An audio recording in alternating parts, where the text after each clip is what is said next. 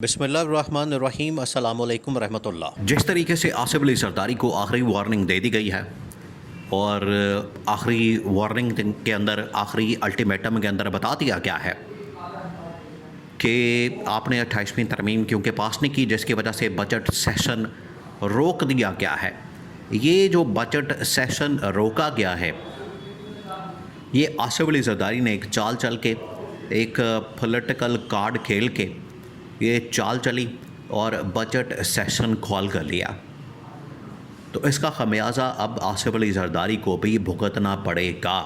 ये इस्टेब्लिशमेंट ने बड़ा वाज़ेह तौर पर बता दिया कि जब आप पंगा लेंगे तो आगे से रिएक्शन तो आएगा, हर एक्शन का रिएक्शन होता है। इन्होंने पंगा लिया, हालांकि इस्टेब्लिशमेंट तो इनके साथ बड़े स्मूथली काम कर रही थी, बड़ा ज़बरदस्त चल रही थी और इन्हें कोई काम नहीं करना पड़ा था।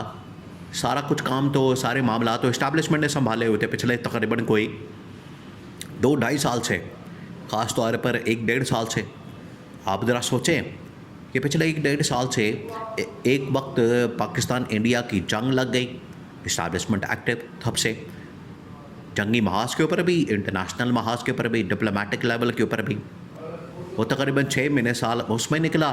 फिर उसके बाद अमेरिका ईरान की जंग लग गई, वो भी एक पूरा जंगी महाज स्ट्रेटेजिक माहौल बन गया। और आपने किस तरह से अपने आप को बचाना है, सेव करना है। फिर डिप्लोमेटिक लेवल के ऊपर पाकिस्तान को टास्क मिल गया, पाकिस्तान ने उनके दरमियान पैचअप करवाने के लिए भाग दौड़ की और उसमें भी लीडिंग पोजीशन, लीडिंग रोल था जनरल आसिम के पास।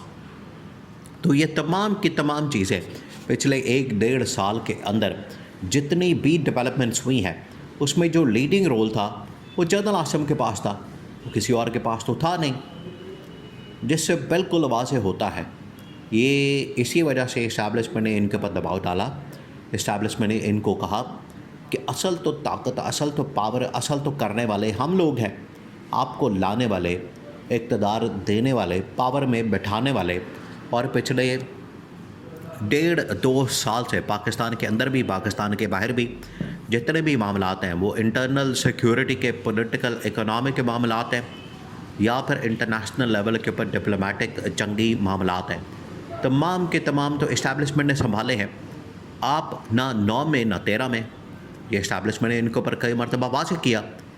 इसी वजह से देखिए, आप इसको एक मिसाल से समझें कि जब इंटरनेशनल लेवल के ऊपर कोई भी बड़ी मुलाकात होती है, ट्रंप के साथ या मोहम्मद बिन सलमान के साथ या चीन के सदर के साथ या ईरान के सदर के साथ, यहाँ से चले जाता है शहबाज शरीफ मुलाकात करने के लिए।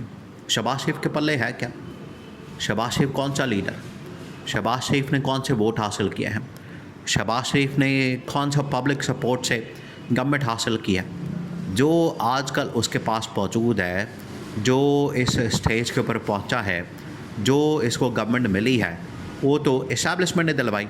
इस्टेब्लिशमेंट की वजह से ये यहाँ तक पहुँचा है और ख़ुद जाके वहाँ पर फ्रंट सीट के ऊपर बैठ के ये सब कुछ करना इस्टेब्लिशमेंट के लिए ये नाकाबिल कबूल था कि आपको किस वजह से गवर्नमेंट के ऊपर बैठा दिया जाए, आपको किस वजह से यहाँ पर लीडिंग जो चेयर है उसके ऊपर बैठा दिया जाए और आप ईरानी सदर के साथ, चीनी सदर के साथ, मोहम्मद बिन सलमान के साथ या डोनाल्ड ट्रंप के साथ मुलाकात करें। और जो मुलाकातें हुई भी उसके अंदर आपने देख लिया कि क्या औकात है इनकी, बात ये कर नहीं सकते और बूट चाटना, तारीफ़ें करना और बूट पॉलिश करना, इनके पास बस यही आता है इनको काम।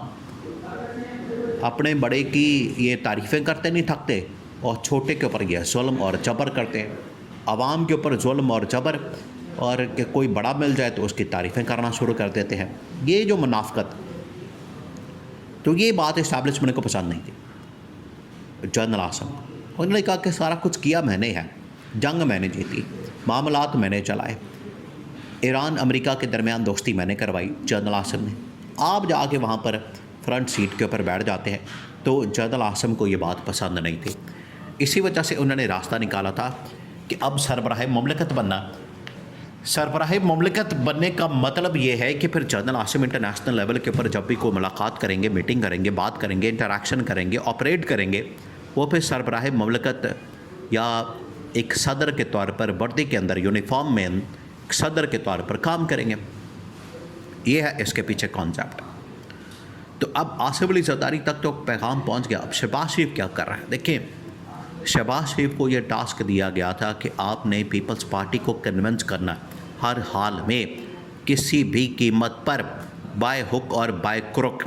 ये इनको कहा गया था कि आपने हर हाल में पीपल्स पार्टी को कन्विंस करना है 28वीं तरमीम के ऊपर, क्योंकि अगर आप कन्विंस नहीं करते तो आप किस मर्ज़ की दबाएं, आपको किस मकसद के लिए रखा, आपका फिर हमने अचार डालना है। ये इनको कहा गया था। तो ये शहबाज शरीफ को पैगाम दिया गया। शहबाज शरीफ वो काम करने के अंदर भी नाकाम रहा। ये है इनका फेलियर, ये है इनकी टोटल कारकर्दगी। कोई भी इनको काम कह दिया जाए, कोई भी इनको जिम्मेदारी दे दी जाए, कोई भी इनको टास्क दे दिया जाए, ये उसको फुलफिल नहीं कर पाते, ये उसके ऊपर अमल दरामद नहीं कर पाते, ये उसके ऊपर काम ही नहीं कर पाते। ये सबसे बड़ा प्रॉब्लम इस्टेब्लिशमेंट के लिए है कि आपको चले, आपने मुल्क की इकॉनमी तबाह बर्बाद कर दी, सही करने के बजाय इसके ऊपर चले माफ़ी, आपको मज़ीद टाइम तारीख पर तारीख मिल रही है। अल्टीमेटम 2 महीने का, 4 महीने का, 6 महीने का, करते करते 4 साल हो गए। पॉलिटिकल स्टेबिलिटी लाएं, ये भी कहा गया शहबाज शरीफ को। शहबाज शरीफ लाने में नाकाम। आप सियासत करें, मुल्क की हालात बेहतर करें, इकॉनमी, अवामी मसाइल हल करें, आवाम को रिलीफ दें, ये भी शहबाज शरीफ करने में नाकाम। इंटरनेशनल लेवल के ऊपर डिप्लोमेटिक मामलात बेहतर करें, ये भी शहबाज शरीफ करने में नाकाम। अब ये आखिरी टास्क दिया गया। अब ये इस्टेब्लिशमेंट के लिए ज़िंदगी मौत का मसला बन चुका है इस वक्त 28वीं तरमीम। देखिए, आप इसको ऐसे ना समझें कि इस्टेब्लिशमेंट इसको बड़ा हल्का लेती है, लाइट लेती है, और इस्टेब्लिशमेंट को फ़िक्र नहीं, परवाह नहीं। इस्टेब्लिशमेंट को इस बात की बड़ी फ़िक्र है, उन्हें बड़ी परवाह है। आपने ये हर हाल में काम करना है, और ये कहा गया है कि आप इसको 28वीं तरमीम को हर सूरत में पास करवाएं और जाके पीपल्स पार्टी को मनाएं, उन्हें कहें कि अगर आप नहीं करेंगे तो फिर डंडा आएगा। शहबाज शरीफ ये करने में भी नाकाम रहा, तो शहबाज शरीफ का क्या करना है फिर? तो पीपल्स पार्टी को इस बात की सज़ा मिलनी है, उन्हें हटाना है। एक तो ये कि जनरल आसिम बज़ाते ख़ुद सरबराह ममलकत काम करना चाहते हैं। नंबर 2, ये 28वीं तरमीम में रुकावट बन गए और उल्टा इन लोगों ने ललकारना शुरू कर दिया। बिलावल ने, आसिफ अली जरदारी ने तकरीरें शुरू कर दी और इस्टेब्लिशमेंट के ऊपर हमले बढ़ के मारना। और शहबाज शरीफ को इसलिए हटाना है क्योंकि पिछले 4 साल से इसने मुल्क का जो बेड़ा गर्क किया, मुल्क के अंदर जो तबाही और बर्बादी फेरी है, इसकी बराह रास्त ज़िम्मेदारी शहबाज शरीफ के ऊपर आयद होती है। तो अब दोनों की बारी लग गई है, दोनों का नंबर लग गया है। पहले किसकी बारी आती है, ये अब डिसाइड होना है। ऑप्शन में शहबाज शरीफ को रख दिया गया, बता दिया गया, पैगाम दे दिया गया कि आप अपनी आखिरी तकरीर तैयार कर लें। बजट से पहले या बजट के दौरान या बजट के बाद आपको तकरीर करके इस्तीफ़ा देने का पैगाम भेज दिया गया है।